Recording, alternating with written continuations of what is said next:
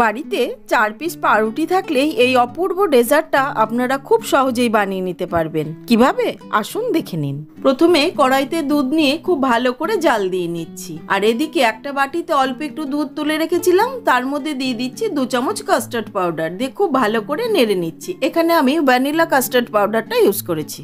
দুধটা কিছুক্ষণ জাল দিয়ে ঘন করে নেওয়ার পর এখানে মিশিয়ে দিলাম প্রয়োজন মতন চিনি। চিনিটা দিয়ে ভালো করে নেড়ে নিলাম। এইবার আগের থেকে তৈরি করে রাখা কাস্টার্ড পাউডারের ঘোলটা এর মধ্যে আস্তে আস্তে করে মিলিয়ে দিচ্ছি। দুধটা জাল দিতে দিতে বেশ খানিকটা ঘন হয়ে গেছে, এবার সরিয়ে রাখছি। এদিকে নিয়ে নিয়েছি 4 পিস পাউরুটি, সেটা 4 ধারটা এইভাবে কেটে বাদ দিয়ে দিচ্ছি। আমি এখানে মিল্ক ব্রেড নিয়েছি, আপনারা যে কোনো ব্রেড নিতে পারেন। নিয়ে এবার 4 টুকরো করে নিচ্ছি। দেখুন এই রকম হয়েছে।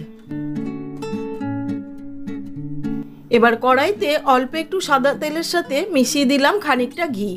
ঘিটা গরম হলে পরে এইবার কেটে রাখা পাউরুটির পিসগুলো দিয়ে দিচ্ছি।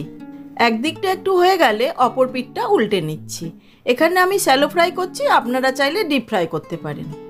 এপিট ও পিঠ উল্টে এইরকম লাল লাল করে ভেজে নিয়েছি। হয়ে গেছে, এবার আমি সার্ভিং বোলের মধ্যেই তুলে নিচ্ছি।